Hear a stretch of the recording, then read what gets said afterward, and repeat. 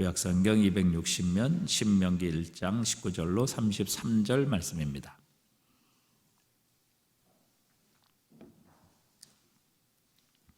우리 하나님 여호와께서 우리에게 명령하신 대로 우리가 호렙산을 떠나 너희가 보았던 그 크고 두려운 광야를 지나 아모리 족속의 산지길로 가데스 바네아에 이른 때에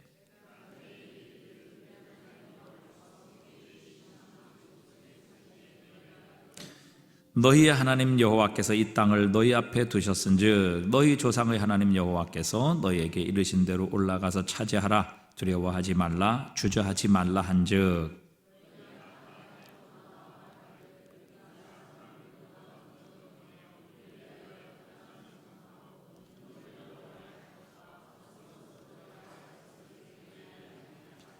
내가 그 말을 좋게 여겨 너희 중 각 지파에서 한 사람씩 12를 택하매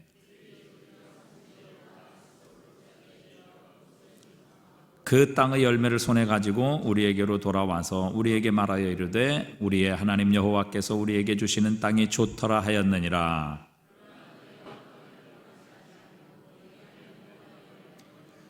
장막 중에서 원망하여 이르기를 여호와께서 우리를 미워하심으로 아모리 족속의 손에 넘겨 멸하시려고 우리를 애굽 땅에서 인도하여 내셨도다.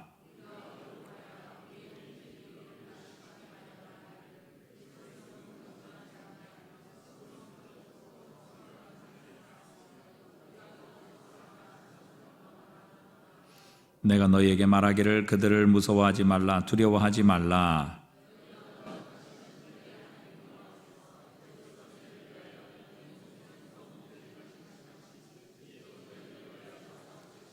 광야에서도 너희가 당하였거니와 사람이 자기의 아들을 아는 것 같이 너희 하나님 여호와께서 너희가 걸어온 길에서 너희를 안으사 이곳까지 이르게 하셨느니라 하나.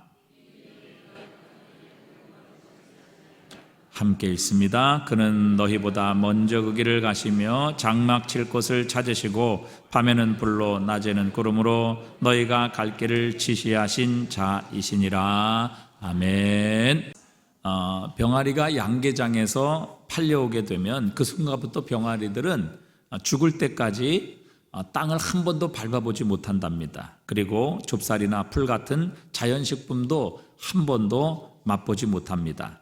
닭들이 생존에 필요한 최소한의 밀폐된 공간에서 약 500개의 넘는 알을 낳은 후 폐계가 되어 이제 삶을 마감을 합니다.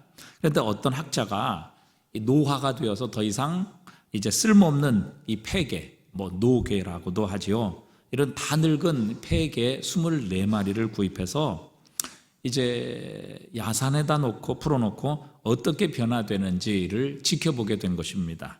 그랬더니 다 늙어서 이제 양계장에서 이제 폐계가 될 수밖에 없는 이런 그 닭들이 보름이 안 돼서 깃털이 살아나기 시작했고 나뭇가지 위로 날아다니더니 2달쯤 되자 닭벼슬이 빳빳하게 서고 눈매가 부리부리해지면서 보기에도 위풍당당한 그런 토종닭으로 변화되었다는 것입니다.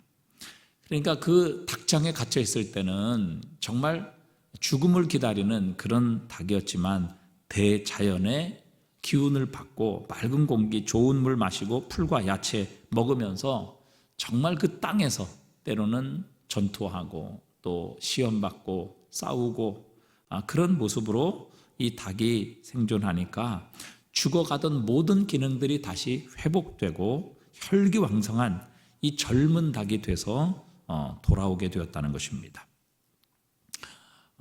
이 사람이 태양빛을 너무 많이 쬐게 되면 자외선 때문에 피부암에 걸린다고 합니다. 그런데 이게 사람뿐만 아니라 식물도 역시 자외선을 너무 많이 받으면 식물도 그렇게 타버리고 망가지고 또 식물도 병에 걸린다고 합니다. 그래서 이 식물들도 자체 방위 수단을 마련했는데 그것이 바로 색깔이라는 겁니다. 그래서 이 식물의 색깔은 바로 이런 태양의 자외선을, 햇빛을 차단하기 위한 하나의 양산의 구실을 한다. 그렇게 학자들은 얘기를 합니다. 그래서 사과는 빨간색 양산을 쓰고 가지는 보라색 양산을 걸친다는 겁니다. 귤은 노란색으로 그 태양의 자외선을 차단하고 있다는 것이죠. 나뭇잎들이 푸른색이 된 것도 역시 마찬가지라는 겁니다. 식물의 세포가 살아나려고 만들어낸 화학 물질의 작용 때문에 나뭇잎이 파랗게 되었다는 것이죠. 근데 이런 채소, 과일, 나물, 야채를 사람들이 먹게 되면 이 식물의 그 자연 방어 수단 혹은 화학 무기가 인간 세포의 산화를 막아주고 암세포들과 맞서 싸울 수 있는 힘과 능력을 준다는 것이죠. 그러니까 사실 이 하나님이 창조하신 자연은 얼마나 오묘하고 신비한지 알 수가 없습니다. 그러니까 사실 우리가 하나님께서 창조하신 자연을 자세히 우리가 살펴보면 로마서에 있는 것처럼 창조를 통해서도 우리는 하나님을 알 수 있고 결코 그 하나님을 핑계댈 수 없다고 말씀하시는 그 말씀이 진리라는 것입니다. 그러니까 우리의 몸이 자꾸 이렇게 망가지고 노화되고 또 병들게 되는 이유도 여기 있다는 것이죠. 사실 이 자연에서 나는 식물들을 먹게 되면 우리는 사실 건강해지고 면역력이 더욱더 왕성해지게 되는데 우리가 좀 더 맛있는 음식, 우리 입맛에 맞추기 위해서 많은 화학, 식품, 첨가물, 조미료 뭐 이런 것들을 자꾸 첨가해서 맛있게 만들다 보니까 결국에는 우리의 몸이 병들고 면역력을 잃어가게 된다는 것입니다. 그래서 인간에게 찾아오는 대부분의 질병은 우리 인간이 하나님께서 주신 자연의 모든 것을 떠나 살고 자연을 훼손했기 때문에 우리에게 찾아오게 된다는 것이죠. 그래서 마치 양계장에 갇혀있던 닭이 양계장에서 주는 그 사료, 또 양계장에서 그 닭장과 또 그 게사, 이 모든 것들을 통해서 자기는 안전한 것 같고 또 굶지 않고 날마다 때마다 먹이를 주기 때문에 자신은 살기 편하다 이렇게 생각하는데 사실 이게 마귀가 우리에게 이 세상에서 유혹하는 것과 거의 똑같다는 것입니다. 마귀가 던져주는 것 참 맛있어 보이죠. 또 그것을 먹으면 배부른 것 같고 또 그것이 우리의 삶을 안전하게 지켜주는 것 같지만 사실 그 마귀가 던져주는 세상의 것을 자꾸 먹게 되면 입맛에 맞는지 모르지만 그러나 우리의 영혼은 점점 더 피폐해지고 결국에는 죽어간다는 것입니다. 그러나 닭장에 갇혀서 매일 사료 먹고 그리고 알만 낳다가 죽어가는 닭을 이 자연으로 돌아가게 했을 때 거의 죽었던 닭이 다시 살아나고 건강을 회복했듯이 우리도 하나님께 돌아갈 때 다시 살아날 수 있습니다. 우리의 영혼이 회복될 수 있는 것이지요. 우리는 생기를 얻을 수 있습니다. 그래서 호세아 6장 1절은 이렇게 말씀하십니다. 함께 읽어봅니다. 오라 우리가 여호와께로 돌아가자. 여호와께서 우리를 찢으셨으나 더러 낫게 하실 것이요 우리를 치셨으나 싸매어 주실 것임이라. 여호와께서 이틀 후에 우리를 살리시며 셋째 날에 우리를 일으키시리니 우리가 그의 앞에서 살리라. 아멘. 여러분 오늘도 내가 하나님을 떠나 있었다, 하나님께서 주시는 것이 아닌 세상의 것을 받아먹고 살았다라고 생각이 되신다면 우리 이 저녁에 다시 하나님께 돌아가십시다. 하나님께서는 우리를 찢으셨으나 우리를 도로 싸매어 주실 것이요 우리를 치셨으나 도로 낫게 하실 것이라. 그래서 이틀 후에 우리를 다시 살리시며 셋째 날에 우리를 일으키시는 그 은혜를 우리에게 허락해 주실 것입니다. 주님은 우리를 기다리고 계십니다. 언제든지 돌아가면 주님은 우리를 회복시키십니다. 그분의 품에 안아주십니다. 이틀 후에 우리를 살리실 것이고 셋째 날에 우리를 다시 일으키시는 은혜가 우리를 기다리고 있습니다. 여러분 우리가 한 주간 동안 또 우리 지난 과거 어떤 삶을 살았던지 문제되지 않습니다. 오늘도 하나님께 돌아가면 하나님께서 우리를 다시 살리실 것입니다. 회복시켜 주실 것입니다. 우리의 영혼이 살아나게 하실 것입니다. 진정 그분의 품 안에서 만족을 느끼게 하실 것이며 안전함을 누리게 하실 것입니다. 자, 오늘 우리가 읽은 이 신명기 1장의 말씀, 신명기는 우리가 잘 알듯이 이스라엘 백성들이 가나안 땅에 들어가려고 하다가 결국 1년 만에 가데스 바네아에서 하나님께 불평하고 또 원망하고 불순종하다가 38년 동안 광야에서 다 죽었습니다.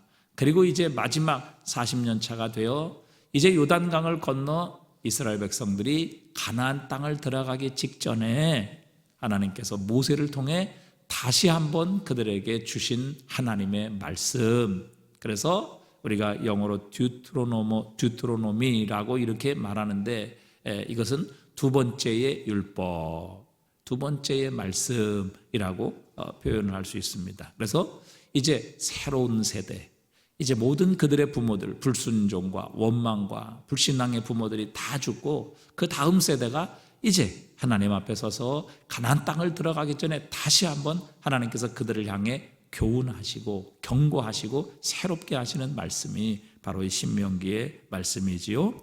자, 우리는 어떻게 과연 하나님 앞에 정말 살아있는 그리스도인, 아니 정말 다시 살아나는 그리스도인, 하나님이 우리를 살리시고 하나님이 우리를 싸매어 주시고 하나님께서 우리를 일으켜 주시는 그런 그리스도인이 될 수 있을까 하는 것을 오늘 본문을 통해서 우리가 함께 나누려고 합니다.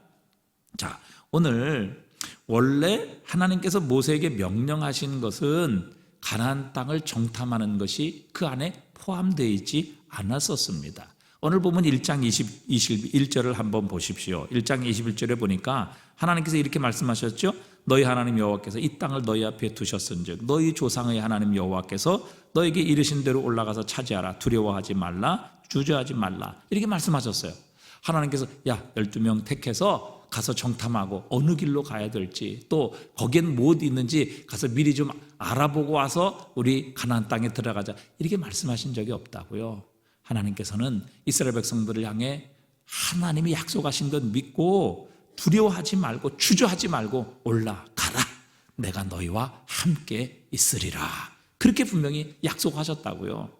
그런데 이스라엘 백성들이 그런 하나님의 명령 앞에 오늘 본문 모세에게 나와서 이렇게 제안을 하는 것이죠. 우리가 먼저 사람을 보내서 저 가나안 땅을 좀 정탐하십시다. 그래서 우리가 어디로 올라가야 될지, 어느 성읍으로 들어가야 될지 우리에게 알리게 하십시다. 이렇게 이스라엘 백성들이 지금 제안을 한 겁니다. 왜 그랬을까요? 좀 더 많은 것을 알려고 했겠죠. 좋은 의도를 가지고 우리가 과연 저 땅을 들어가게 되면 어느 길로 들어가서 어떻게 정복을 해야 될 것인가, 어느 길로 우리가 이 많은 백성들이 들어가야 될 것인가, 그 길을 미리 알기 위해서 정탐을 했을 것이다, 그렇게 생각할 수 있을 것입니다. 그러나 그들의 의도는 이것이지요.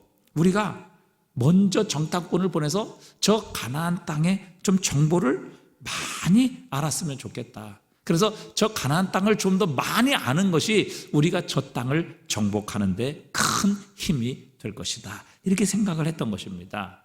우리가 알아야지 어느 길로 가지, 알아야지 저 백성을 정복하지, 알아야 저들을 이길 거 아니야?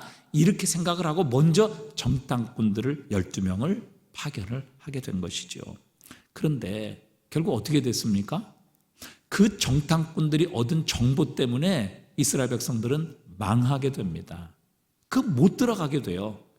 아니, 하나님께서 말씀하신 그 명령 정말 믿음을 가지고 순종해서 그냥 들어갔다면요, 이스라엘 백성들은 이 가데스 바네에서 1년 만에 가나안 땅 들어가는 겁니다. 그 땅을 차지하는 겁니다. 그 땅을 정복하는 겁니다. 하나님의 약속의 성취를 그들의 손으로 쥐게 되는 것이었죠. 근데 오늘 이스라엘 백성들이 뭐라고 그래요? 우리가 먼저 12명 좀 보내자. 그래서 저 땅이 어떤지, 어떤 사람들이 있는지, 어디로 가야 되는지 좀 더 많은 정보 지식, 이것을 얻게 되면 우리가 저 가나안 땅을 효과적으로 좀 정복할 수 있지 않겠느냐, 이렇게 모세에게 제안을 한 겁니다. 그런데 여러분, 그들이 가진 정보, 그들이 가진 지식이 결코 그들을 승리로 이끌지 못했다는 겁니다. 여러분, 굉장히 중요한 것이죠. 우리가 이 땅을 살아가며 많은 부분에 있어서 하나님의 말씀을 믿음으로 순종하기보다 우리는 더 많은 정보를 얻기를 원합니다. 더 많은 지식을 갖기를 원해요. 정말 정보가 우리에게 도움이 될까요? 정말 정보가 있으면 우리는 우위를 점령할 수 있을까요? 여러분, 그렇지 않습니다. 우리에게 믿음이 없으면요, 아무리 정보가 많으면 뭐합니까? 그것 가지고 결코 약속의 땅을 차지하는 것이 아니라 그 정보 때문에 결국 이스라엘 백성들은 망하게 되는 것이죠. 믿음이 있어야 됩니다. 믿음이 있었던 갈렙과 여호사는 결국 그 정보를 가지고 하나님의 뜻대로 순종하려고 했죠. 그러나 믿음이 없었던 10명의 정탐꾼들은 그 정보, 그 지식 때문에 결국 뭐예요? 불평하고 원망하다가 그 자리에서 죽습니다. 다 망해요. 자기뿐만이 아닙니다. 여러분, 우리는 하나님을 믿음으로 승리하게 되는 겁니다. 하나님의 약속을 믿음으로 약속의 땅을 차지하는 것입니다. 우리에게 정보가 많고 우리에게 좋은 환경, 우리에게 어떤 역량이 있어야 우리가 그 땅을 차지하는 것이 결코 아니라는 사실입니다. 하나님께서 그것도 허락하셨어요. 그래서 그러면 각 지파에서 한 명씩 택해서 12명 보냈죠. 그런데 그 중에서 10명이 그 땅을 악평합니다. 그러니까 똑같은 정보를 가지고도 전혀 평가가 달랐던 것이죠. 믿음이 있었던 두 사람과 믿음이 없었던 두 사람, 10사람은요, 똑같은 정보, 똑같은 땅, 똑같은 지식을 가지고도 전혀 다른 평가를 내립니다. 10명은 악평합니다. 우리는 못 들어간다. 우리는 저들의 밥이다. 우리는 저들에게 사로잡혀 죽을 것이다. 하나님이 우리를 죽이려고 여기까지 이끌고 왔다. 이렇게 그 땅을 악평하고 결국 하나님까지도 하나님은 우리를 죽이려고 하시는 분이다. 이렇게 하나님까지도 악평하게 되죠. 그리고 그 악평은 이스라엘 백성들에게 순식간에 스며들게 됩니다. 하루도 가지 않아요. 여러분, 나쁜 소문이 얼마나 잘 퍼집니까? 이 악평이 결국 이스라엘 백성들에게 전체로 돌아가는데 하루도 걸리지 않아요.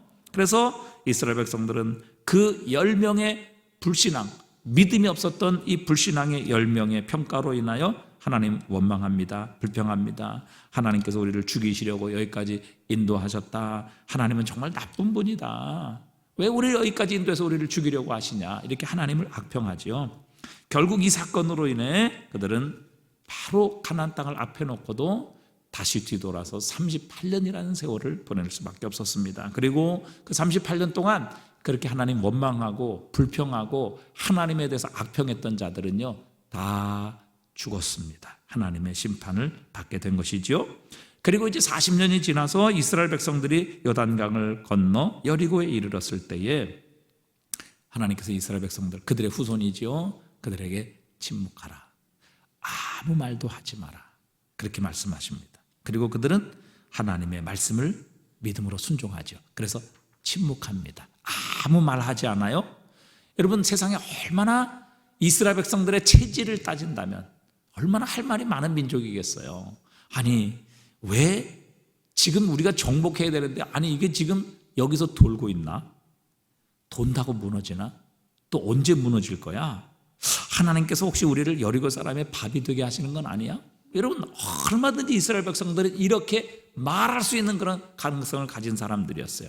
그런데 신기하게도 일주일 동안 매일 한 번씩, 그리고 7일째는 꼬박 7번을 돌 때까지 하나님께서는 그들이 침묵하도록 명령하셨고, 결국 그들은 하나님을 믿고 순종합니다. 그래서 매일 한 바퀴씩 돌고 집에 들어오고, 한 바퀴씩 돌고 집에 들어오고, 마지막 7번째는 7바퀴 돌고, 그 다음에 이 제사장들이 나팔을 불 때에 모든 백성들이 크게 외쳐 소리를 질렀을 때 하나님 말씀하신 대로 여리고 성이 무너지게 해 주셨습니다. 가나안 땅을 차지하게 하신 것이죠. 그러니까 여러분, 이스라엘 백성들이 믿음으로 가나안 땅을 차지하는 데는요, 무려 40년이 걸린 거예요. 1년이면 바로 앞에서 들어갔을 그 땅. 아니, 1년 동안 가데스바네에 왔던, 1년 만에 가데스바네에 도착했던 이스라엘 백성들, 믿음을 가졌다면요, 그날 들어갈 바로 그 땅. 그런데 결국 믿음이 없어. 하나님을 믿지 못해. 그분의 약속을 믿지 못해.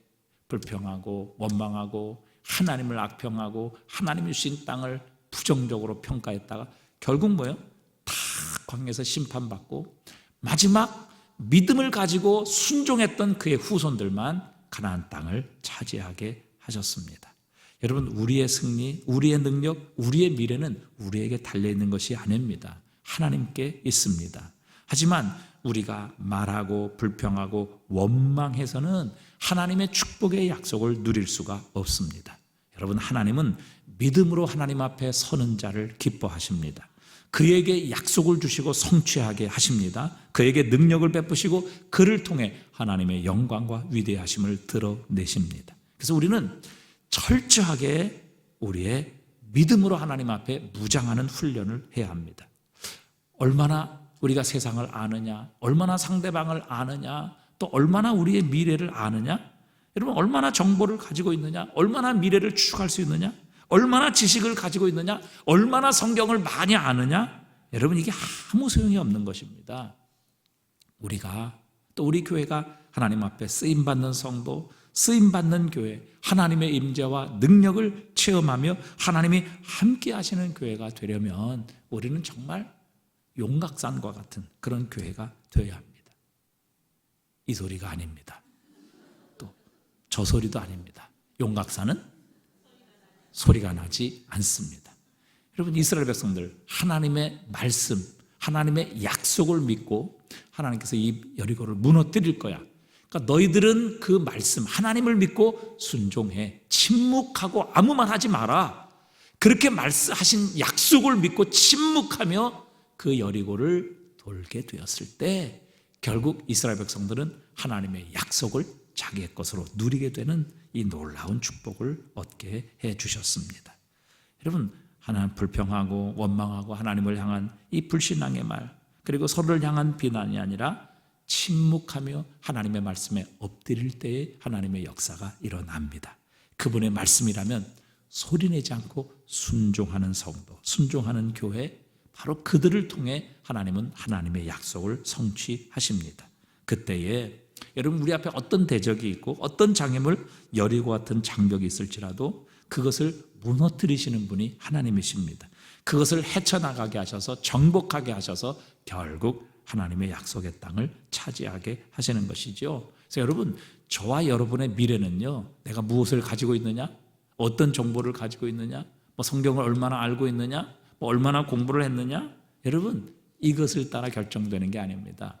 우리의 미래는요, 우리의 믿음을 따라 결정되는 겁니다. 이스라엘 백성들 보십시오. 믿음을 가졌던 자들은 약속의 땅에 들어갔지만 하나님을 믿지 못했던 불신앙의 사람들은 다 결국에는 가나안 땅의 광야에서 죽임을 당하게 됩니다. 심판을 받지요. 여러분 우리가 오늘 어떤 믿음을 갖느냐 하는 것이 우리의 미래를 결정하는 겁니다. 그래서 여러분이 하나님을 향해 올바른 믿음, 큰 믿음, 정말 역사하는 믿음을 갖게 되면 그 믿음대로 되게 하십니다. 그 믿음이 여러분을 만들어가는 겁니다. 그리고 하나님은 그 믿음대로 역사하셔서 하나님께서 그 일들을 우리의 삶에 이루게 하시는 것이죠. 그래서 우리는 믿음으로 승리하는 겁니다. 내가 가진 것으로, 내가 가진 정보로, 지식으로, 또 내 능력으로 승리하지 않습니다. 이스라엘 백성들은 자신의 능력으로 가나안 땅 정복할 수 없었어요. 그런데 하나님을 믿음으로 그 땅을 들어갔을 때 하나님께서 그 땅을 앞서 행하시며 이스라엘 백성들에게 그 땅을 정복하게 하신 겁니다. 여러분 우리는 믿음으로 세상을 이기는 겁니다. 믿음으로 우리의 모든 장애물을 뛰어넘을 수 있는 것입니다. 우리는 믿음으로 구원받습니다. 믿음으로 의롭게 됩니다. 믿음으로 약속의 땅을 차지하게 되는 것입니다. 그래서 여러분 지금 이 순간에 하나님을 향해 어떤 믿음을 가지고 있느냐 하는 것이 우리의 미래를 결정하는 것이고 내가 어떤 사람이 될 것인가 하는 것을 결정하는 것입니다. 그래서 여러분 믿음을 키우셔야 합니다. 믿음을 굳건하게 하셔야 합니다. 큰 믿음을 가지셔야 합니다. 여러분 하나님께서 모세를 부르시고 그를 애굽으로 보내시면서 이렇게 약속을 하십니다. 출애굽기 3장 12절에 보니까요, 한번 읽어보겠습니다. 하나님이 이르시되 내가 반드시 너와 함께 있으리라. 내가 그 백성을 애굽에서 인도하여 낸 후에 너희가 이 산에서 하나님을 섬기리니 이것이 내가 너를 보낸 증거니라. 여러분 이 말씀을 우리가 많이 읽잖아요. 그렇죠? 말씀 한번 보여주세요. 이 말씀을 우리가 많이 읽고 우리가 듣습니다. 접합니다. 근데 여러분 이 말씀을 들으시면서 좀 이상하지 않습니까? 네? 자 말씀을 보세요. 하나님이 이르시되 내가 반드시 너와 함께 있으리라. 내가 그 백성을 애굽에서 인도하여 낸 후에 너희가 이 산에서 하나님을 섬기리니 이것이 내가 너를 보낸 증거니라. 이렇게 말씀하세요. 여러분 이게 엄격하게 따지면요, 이게 지금 거꾸로 된 거라고요. 우리의 상식으로 따지면. 아니, 하나님께서 증거를 보여주셔야지 모세가 지금 애굽에 들어가고 애굽에 들어가서 하나님께서 나를 보내셨다는 것을 확신할 수 있지. 이게 상식적이잖아요. 이게 논리적이잖아요. 이게 합리적인 말 아닙니까? 생각을 해보세요. 내가 반드시 너와 함께 있으리라. 그리고 그 증거를 내가 보여주리라. 그러면 내가 그 백성을 애굽에서 인도하는 너희가 이 산에서 하나님을 섬기리라. 이렇게 나와야지 이게 논리적으로 맞는 얘기라고요. 그런데 하나님 지금 거꾸로 얘기하잖아요. 자, 내가 반드시 너와 함께 있을 것이고 그 백성을 애굽에서 인도하여 낸 후에 이 시내산, 한 3개월이 걸려서 시내산에 왔죠. 이 시내산에서 너희가 하나님을 섬기게 될 텐데 그것이 바로 내가 너를 보낸 증거라. 이렇게 하나님이 말씀하시는 거예요. 이게 지금 거꾸로라고요. 여러분, 하나님께서 모세를 보낸 증거를 분명히 보내주신 후에 그것을 따라 시내산으로 인도하셔야 이게 논리적 순서로 맞는 겁니다. 그런데 하나님께서는 이스라엘 백성들이 모세에게 구원받고 모세를 통해서 시내산에서 이제 10가지 재앙을 통해서 홍해를 가르고 만나와 메추라기를 먹고 구름기둥 불기둥을 통해서 이 시내산에서 하나님을 섬기고 예배하게 될 때에 모세, 바로 내가 너를 보낸 것이라는 것을 네가 확증하게 될 것이고 너의 백성이 알게 될 것이라. 이렇게 말씀하시는 겁니다. 그러니까 여러분, 세상은 그겁니다. 우리의 논리는 그거예요. 보여주면 믿겠습니다. 또 증거를 주시면 따라가겠습니다. 이게 세상의 논리예요. 이게 세상의 삶의 방식이라고요. 그러나 여러분, 이 신앙의 삶의 방식은 전혀 반대입니다. 신앙은요, 보면 가겠습니다, 보면 믿겠습니다가 아니고요, 믿으면 보게 하시는 겁니다. 믿으면 증거가 있게 하시는 겁니다. 그러니까 여러분, 신앙의 본질은 알고 가는 게 아니죠. 신앙의 본질은요, 믿고 가는 겁니다. 그 믿음으로 결국 우리는 하나님의 약속을 우리의 것으로 성취받게 되는 것이고요, 하나님의 나와 함께 하심을 우리는 분명히 확신하고 증거를 볼 수 있게 되는 것입니다. 여러분, 우리가 잘 아는 히브리서 11장 1절, 믿음은 뭐예요? 바라는 것들의 실상이요 보이지 않는 것들의 증거니라고 했어요. 자, 쉬운 성경에 보면, 자, 믿음은 우리가 바라는 것들에 대하여 확신하는 것입니다 그랬어요. 바라는 것들에 대하여 확신하는 것입니다. 또한 보이지 않지만 그것이 사실임을 아는 것입니다. 그러니까 믿음이라는 것은요, 바라는 것은 지금 보여요, 안 보여요? 헷갈리십니까? 자, 내가 지금 바라는 것은 보여요, 안 보여요? 안 보여요. 안 보이죠. 그러니까 내가 바라죠. 보이면 내가 바라보지 않잖아요. 믿음은 우리가 바라는 것들에 대해서 확신하는 겁니다.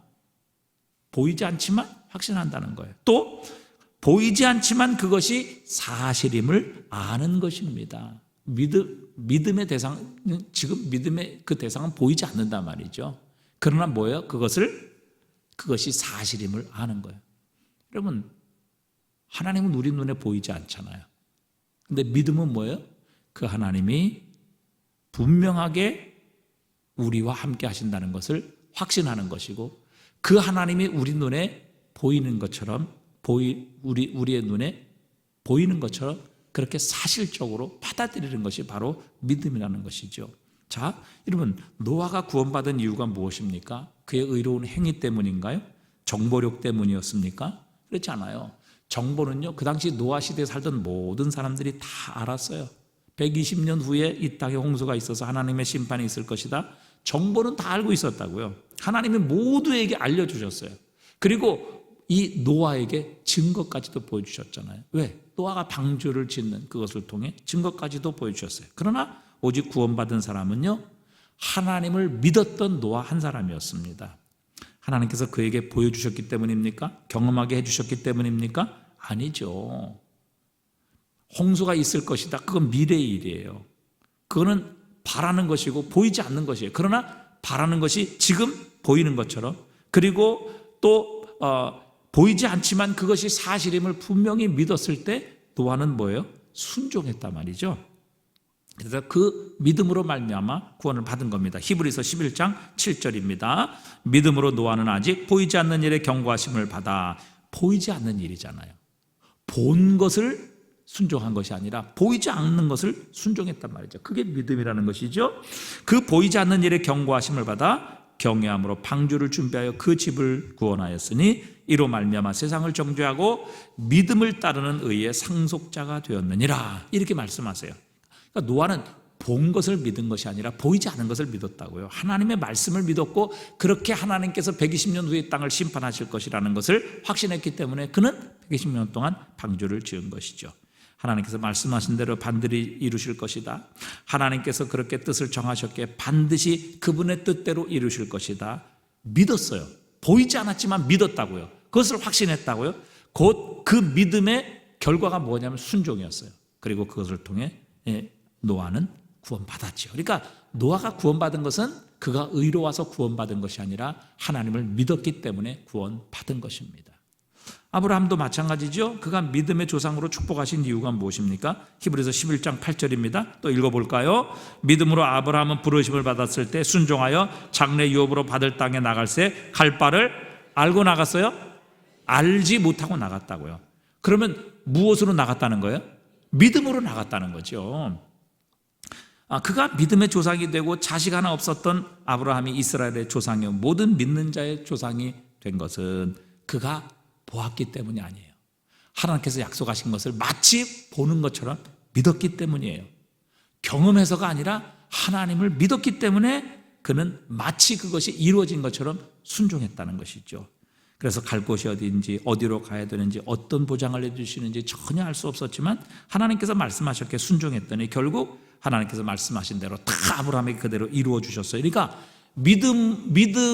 믿었던 그것을 아브라함이 뭐예요? 친히 결국 증거로 체험하고 포기하신 것이죠. 그래서 아이를 낳지 못했던 아브라함에게 하나님이 자식도 주셨고요. 그의 후손인 이스라엘이 민족을 이루게 하시고요. 그가 발을 디뎠던 땅 하나님께서 그와 그 후손이 차지하게 하셨습니다. 그러니까 믿음대로 그대로 이루어 주신 거예요. 아브라함에게 주신 하나님의 축복이죠. 아브라함이 그렇게 복을 받게 된 것은 그가 의롭거나 다른 사람보다 더 탁월하고 능력이 있어서가 아니라 하나님을 믿었기 때문에 하나님은 그 믿음대로 그대로 아브라함의 삶에 이루어 주신 것입니다. 그래서 여러분 우리가 참 믿음을 갖는 것이 얼마나 중요한지 몰라요. 우리가 믿음, 소망, 사랑 그 중에 제일은 뭐라?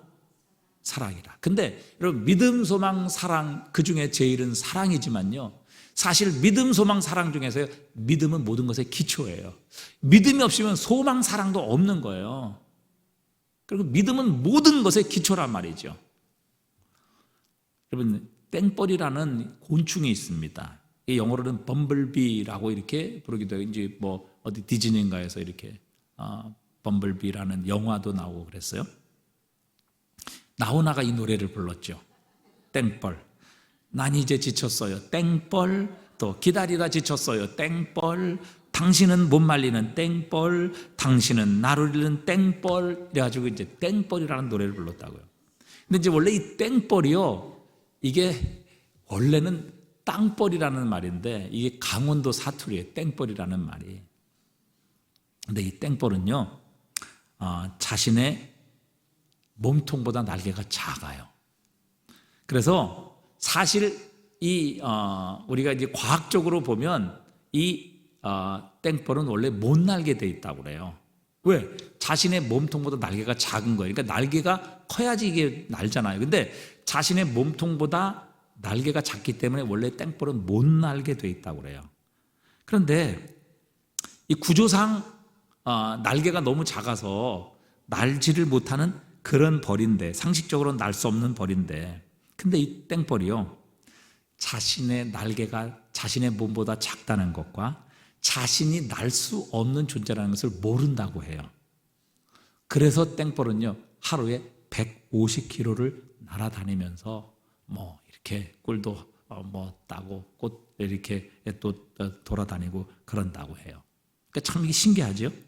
만약에 이 땡벌이요 정말 지식을 가지고 과학적인 사고를 해서 합리적으로 생각해서 야 나는 원래 날 수가 없어. 왜 구조적으로 또 이건 상식적으로 과학적으로 생각하면 내 몸보다 날개가 작기 때문에 나는 원래 날 수 없는 존재야, 이렇게 생각을 하고 난 날 수 없어, 나는 날 수 있는 날개를 가지고 있지 않아, 이렇게 생각했다면 아예 나는 것을 포기했을 거예요. 그 땡벌은 아예 날 수가 없었을 거예요. 그런데 땡벌은요, 자신이 날 수 없다는 것을 모른다는 거예요. 그냥 나는 벌이기 때문에 날 수 있다, 이렇게 믿고 날다 보니까 이 땡벌이 나는 거예요. 하루에 150km를 날아다닌다는 거예요. 여러분, 우리도 마찬가지입니다. 우리가 모든 것을 보고 또 모든 것을 듣고 모든 것을 알아서 순종하는 게 아닙니다. 여러분, 하나님을 믿고 순종하면 하나님이 어떤 분이신지 알게 돼요. 그분의 능력이 어떤 것인지 보게 하십니다. 그분이 진정 나와 함께 하시는지를 경험하게 하시고 체험하게 하시는 겁니다. 여러분, 믿음의 눈으로 보면요, 얼마나 우리의 삶의 일거수일투족, 우리의 삶의 순간순간마다 하나님의 손길을 경험하는지 알 수 없어요. 그러나 여러분, 믿음이 없으면요, 모든 것들은 그냥 우연입니다. 그냥 우리의 삶의 일상으로 지나가는 것일 수밖에 없는 거예요. 그러나 믿음의 눈으로 보면요, 모든 삶의 순간순간을 우리는 하나님의 손길을 체험하고 하나님을 경험할 수 있게 되는 겁니다. 모든 것 다 알아야 순종합니까? 모든 것 다 알아야 믿어요? 여러분, 요셉 보세요. 하나님께서 그 미래를 알려주셨습니까? 하나도 알려주시지 않았어요. 단지 하나님께서는 요셉에게 비전을 주셨을 뿐이에요. 꿈을 주셨을 뿐이에요. 그때는 하나님의 말씀이 없었기 때문에 그 환상이, 그 꿈이 뭐예요? 하나님의 말씀이에요. 하나님의 약속이라고요. 그거 하나 주셨어요. 그런데 요셉은 뭐예요? 끝까지 그 하나님의 약속, 하나님의 말씀을 붙잡습니다. 즉 믿습니다. 그리고 그는 침묵해요. 그것 때문에 불평하거나 원망하지 않아요. 그래서 결국 믿음으로 하나님의 말씀, 즉 하나님께서 주신 그 환상을 끝까지 붙잡았을 때에 신뢰하고 이스라엘 백성들처럼 원망하고 불평의 말을 하지 않았어요. 하나님을 향해 악평하지 않았어요. 그랬더니 어떻게 하십니까? 하나님께서 말씀하신 그대로, 즉 보여주신 환상 그대로 요셉의 삶에 이루어 주시는 것을 우리는 보게 됩니다. 그래서 그 모든 형들이 요셉에게 절하고 부모님도 나와서 요셉 앞에 절하게 되는 그 하나님의 약속, 하나님의 말씀 그대로를 경험하게 하시고 보게 하시는 겁니다. 여러분, 믿으면 보게 하세요. 믿으면 알게 하세요. 믿으면 경험하게 하신다고요. 여러분, 보고 믿고 경험하고 믿고 알아서 믿는 게 아니라 믿으면 경험하고 믿으면 보게 하시고 믿으면 알게 하시는 거예요. 이게 신앙의 과정이라는 것이죠. 그래서 여러분, 우리는 하나님 앞에 우리의 믿음을 키워야 합니다. 믿음을 키워야 돼요. 믿음만큼 우리는 자라나고요, 믿음만큼 하나님의 능력을 경험하고 믿음만큼 우리는 변화되고 새로워질 수 있습니다. 우리가 이 덴마크의 거의 시조라고 할 수 있는 그룬투비라는 분이 있어요. 19세기 중반에 덴마크는 프로이센과 오스트리아의 연합군에 의해서 전쟁에서 참패를 당합니다. 그래서 가장 비옥한 땅도 다 빼앗기고요, 황무지 같은 땅만 남은 데다가 쫓겨나요. 그리고 막대한 전쟁 배상금까지 물어주게 되면서 나라 경제는 이 덴마크가 파탄이 나게 됩니다. 수많은 사람이 직장을 잃고 젊은이들은 절망감과 패배의식으로 비틀거리고 있었습니다. 이때 니콜라이 그룬투비라는 목사님이 분연히 일어나게 됩니다. 그래서 덴마크 국민들을 깨웁니다. 하나님을 사랑하십시다. 나라를 사랑하십시다. 자연을 사랑하십시다. 이 모토를 가지고 그룬투비는 농민학교 세우고 성경을 바탕으로 그들의 정신을 바꿔나가기 시작합니다. 그래서 그가 세운 학교에서 자발적으로 학생들이 입학하게 만들고 그 학생들이 거기서 먹고 자고 일하고 공부하고 토론하면서 적극적인 개척 정신으로 그 학교 학생들을 무장시킵니다. 그리고 새로운 미래를 준비하도록 그가 했던 가장 핵심적인 사역이 무엇인가 하면 사람의 생각을 바꾸는 것이었어요. 뭘 바꾸는 거예요? 생각을 바꾸는 것. 그래서 이 그룬투비 목사님은 성경에 기초한 국민 성격 개조 운동 그리고 농촌 부흥 운동을 벌이게 됩니다. 그래서 황무지를 개간하고 황무지 땅에 나무를 심게 되죠. 그래서 오늘날 덴마크가 세계적인 농업 국가로 발전할 수 있는 기초를 놓게 됩니다. 은과 금은 내게 없지만 내게 있는 것으로 내게 주노니 나사렛 예수의 이름으로 일어나 걸으라. 이 말씀을 붙잡고 그는 하나님 앞에 기도하며 이 나라를 살리기 위해 헌신합니다. 이 그른투비의 믿음의 리더십으로 덴마크는 패전의 아픔에서 일어나게 됩니다. 유럽에서 가장 잘 사는 나라 중에 하나가 되었어요. 독일보다 훨씬 더 소득이 높습니다. OECD 국가 중에서 최고의 행복 지수를 가지고 있는 나라가 될 수 있었습니다. 어떻게 전쟁에서 패배하고 가장 황무지의 땅에 살아남았던 덴마크, 그리고 모든 것을 잃어버리고 전쟁 배상까지 지불해야 했던 이 덴마크가 이런 가장 부유하고 가장 살기 좋은 나라로 변화될 수 있었을까요? 바로 그른투비를 통해서 그들의 생각이, 정신이 바뀌었기 때문에 그들은 이 폐허에서도 다시 일어날 수 있었고 다시 살아날 수가 있었던 것이죠. 우리나라에도 새마을운동이 있었습니다. 그것으로 인하여 우리의 농어촌이 이렇게 발전할 수 있었어요. 완전히 변할 수 있었습니다. 여러분, 새마을운동은요, 한마디로 하면 정신개조운동이라 이렇게 표현할 수 있습니다. 새마을운동, 우리 노래도 잘 여러분 아시죠? 새벽종이 울렸네, 새 아침이 밝았네, 너도 나도 일어나 새마을을 만드세. 여러분, 새벽마다 아침마다 이거 매일 틀어줬어요. 이전에는요, 시골에 농한기가 되면 일어날 일이 없었어요. 왜? 할 일이 없었기 때문에. 그래서 늦게 일어나서 저녁까지 술 먹고 노름하며 싸우고 가산을 탕진했어요. 가정을 깨트리며 살았어요. 왜? 할 일이 없었어요. 소망이 없었어요. 미래가 없었습니다. 그냥 그렇게 한 끼, 하루, 한 달 그렇게 겨울을 때우며 살았습니다. 그러나 여러분, 그들의 생각 속에, 그들의 정신 속에, 마음 속에 여러분 비전을 심어주기 시작했습니다. 잘 살아보자고, 초가집도 없애고 마을길도 넓히고 소득 증대 힘써서 부자 마을 만드세. 이거 노래예요. 이런 비전을 심어줬습니다. 소망을 심어준 것이죠. 여러분, 그래서 정신을 바꾸는 운동을 한 거예요. 여러분, 새벽에 일찍 일어나는 것은 정신이 바뀌지 않으면 일어날 수 없는 일입니다. 비전이 없으면 깨어나지 않습니다. 꿈이 없으면 새벽에 일어날 일이 없는 거예요. 그런데 우리 잘 살아보십시다. 또 우리 초가집도 없애보십시다. 마을길도 좀 넓혀서 여기에 버스도 들어오게 하고 자동차도 들어오게 하십시다. 소득 증대 힘써서 새로운 일을 좀 고안해서 우리가 좀 부자 마을을 만드십시다. 그래서 우리 잘 살도록 하십시다. 이런 비전으로 비전을 심어줬고 그들의 생각을 개조하는 이런 일들을 했던 겁니다. 우리도 변화될 수 있다. 우리도 바뀔 수 있다. 우리도 잘 살 수 있다. 이렇게 정신을 바꾸는 운동이 바로 새마을운동이었습니다. 그런데 이 새마을운동의 시작이 어디예요? 바로 교회예요. 교회. 여러분, 새벽종이 어디서 울립니까? 교회에서 울리는 거예요. 지금은 뭐 새벽종 울리면 뭐 신고하고 난리를 치지만요, 그때는요 마을마다 교회마다 새벽종을 항상 쳤어요. 4시 반에 초종이라는 걸 쳤습니다. 예비종이죠. 이제 새벽기도 시작하니까 오세요. 4시 반에 초종 치고요, 5시 딱 되면 새벽기도 시작합니다. 이제 진짜 종을 치는 거죠. 그래서 4시 반, 5시 반 되면 그 동네 전체 종소리가 울린 거예요. 그 종소리 듣고 깬 사람이 누구냐면 예수 믿는 사람들이라고요. 그래서 그 새벽에 나와서 하나님 앞에 기도하고 그 새벽녘에 해가 뜨기 전에 밭에 나가서 일하고 열심히 밭을 가꾸었던 것입니다. 그래서 교회마다 교회에서 마을마다 교회마다 옛날에 새벽종이 울렸고 그 새벽종을 듣고 기독교인들이 일어나서 기도하고 농사하러 갔습니다. 이 운동이 바로 새마을운동의 시초예요. 그래서 새벽종이 울렸네, 새 아침이 밝았네. 새벽종이 바로 교회종을 의미하는 거거든요. 어디서 새벽종이 울려요? 누가 새벽종을 울려요? 교회에서 울린 거라고요. 그러니까 여러분, 이 새마을운동의 시작은 교회예요. 교회.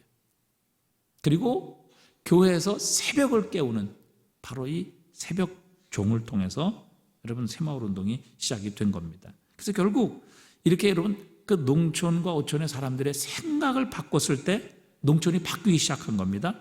그러니까 나라가 바뀌는 역사가 일어나게 되었어요. 여러분, 환경이 중요한 게 아니에요. 우리의 조건이 중요한 게 아닙니다. 여러분, 정신이 먼저고 생각이 먼저예요.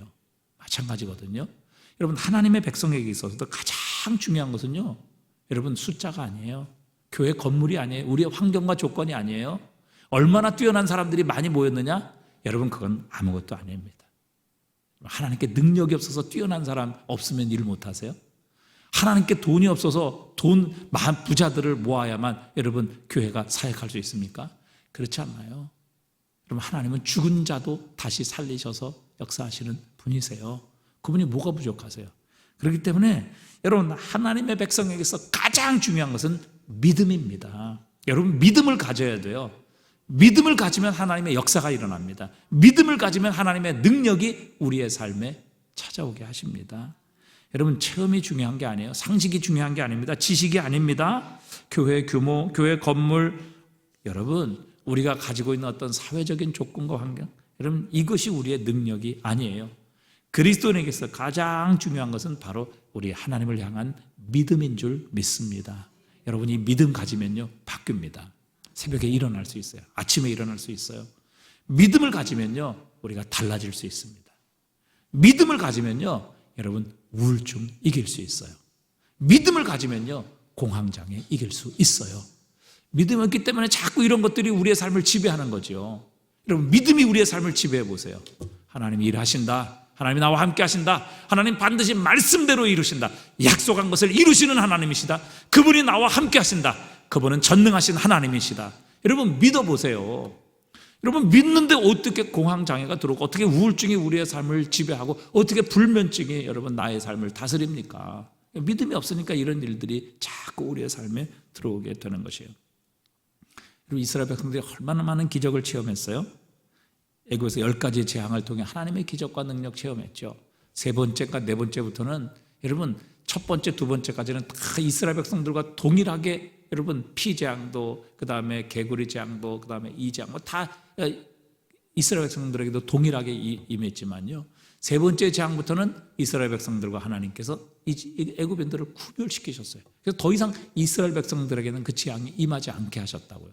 하나님께서 똑똑히 보게 하시는 거예요. 하나님의 백성이 누군지, 하나님이 얼마나 그들을 사랑하시는지, 얼마나 그들을 위하시는지 하나님이 똑똑히 보게 하신 거예요. 여러분 홍해를 건넌 사건, 여러분 이게 일생일대 있을 수 있는 사건입니까? 여러분 우리는 맨날 이 성경을 통해서 읽으니까 뭐 이게 별로 감동도 없고 그저 있었나 보다 이렇게 생각하지. 여러분 일생일대에 홍해가 갈라져서 홍해를 건너는 여러분 이런 일이 여러분 평생 한 번이라도 있을 수 있을 것 같아요? 아니 세상의 역사 속에 여러분 이거 한번 경험할 수 있을 것 같아요? 이스라엘 백성들은 그걸 경험했다고요. 아니 자기 앞에 있는 바다가 갈라져서요. 바다가 갈라져서 걸어서 그들은 건넌 거예요. 뭐 이 믿음이 없는 사람이 거기는 홍해에는 그렇게 이스라엘 백성들이 뭐 빠져서 죽을 만한 그런 물이 아니라 여기 무릎까지 오는 이런 물이었다. 그래서 이스라엘 백성들이 걸었다. 그렇게 얘기를 했다고 그래요. 그 아버지가. 그랬더니 그 믿음 있는 아들이 그럼 하나님 더 위대하신 하나님이시네요. 왜 그 물에 애굽 사람들이 빠져 죽었으니 얼마나 하나님 더 위대하신 분이세요. 이렇게 얘기를 했다고 그래요. 그러니까 여러분 이 홍해의 기적을 체험했다는 것은 그건 일평생 한 번 있을 수 있는 일이 아니에요. 전 세계 역사를 통해서도 이거 한 번 있을까 없을까 하는 이런 얘기거든요. 근데 이스라엘 백성들은 그걸 경험한다고요. 그것만 경험했습니까? 자기들은 걸어서 건넜는데 똑같은 홍해를 걸어서 말 타고 오는 애굽의 군대는요. 놀랍게도 그 홍해의 물이 다시 흐르게 되어서 그들은 다 거기서 몰살해요. 여러분 이런 놀라운 하나님의 능력과 기적을 경험했던 사람들이 이스라엘 백성이에요. 매일 하늘에서 만나가 내려요. 여러분 얼마만한 양식이 내려야 200만이라는 사람들을 먹일 수 있겠어요? 그런데 200만이라는 사람을 매일 하나님께서 만나를 내셔서 먹이셔요. 또 매출하게도 주세요. 또 구름기둥, 불기둥이 매일 자신들을 낮에는 가리워주고 밤에는 밝혀주어서 이스라엘 백성들을 인도하십니다. 여러분 이런 위대하고 놀라운 경험, 이런 기적을 체험한 사람들이 이스라엘 백성이에요. 그런데 그 경험이 이스라엘 백성들을 가나안 땅으로 인도했습니까? 아니에요. 이렇게 놀라운 하나님의 기적과 능력을 매일매일 체험했던 사람들이 한 사람도 못 들어갔단 말이죠. 갈렙과 여호수아 빼놓고는. 그러니까 여러분 기적을 사모하고 하나님의 능력과 표적을 기대하고 사모합니다. 여러분 그거 백날 있어봐야 믿음이 없으면요 그것이 우리를 구원하는 거 아니에요. 그것이 우리를 가나안 땅 들어가게 하는 게 아니에요. 여러분 믿음이 우리를 구원하는 겁니다. 믿음이 하나님의 역사를 경험하게 하는 거예요. 믿음이 하나님의 약속을 우리의 것으로 체험하게 만들어 주시는 거예요. 이런 경험, 이런 역사, 기적, 여러분 이거 우리가 좋아할 필요가 없다고요. 물론 이것이 우리의 삶에 체험되면 얼마나 우리가 좋겠어요. 그것을 믿음으로 연결시켜서 더 큰 믿음, 더 강한 믿음으로 우리가 발전시켜 나가면 큰 도움이 되겠죠. 그러나 믿음이 없는데, 여러분 이스라엘 백성들이 10가지 놀라운 기적을 애굽에서 체험했어요. 여러분 자신의 바로 왕과 자신의 주인들의 자식들의 장자는 다 죽어나가요. 짐승들의 초태생도 다 죽어나가요. 자기들이 보는 눈앞에. 근데 자기들은 하나님의 말씀대로 그 양의 피를 문과 설주 임방에 발랐더니 그 죽음의 신이 다 넘어가서 자기네 집안에 있는 그 피를 바른 모든 집안에는 하나도, 정말 그 동물의 혀도 하나 까딱하지 않은 이런 놀라운 기적을 체험했잖아요. 그런데 그 기적이 그들을 가나안 땅으로 인도했습니까? 아니에요. 믿음이에요. 믿음. 그렇기 때문에 여러분 그런 기적과 능력을 체험해도 결국 어떻게 됐어요?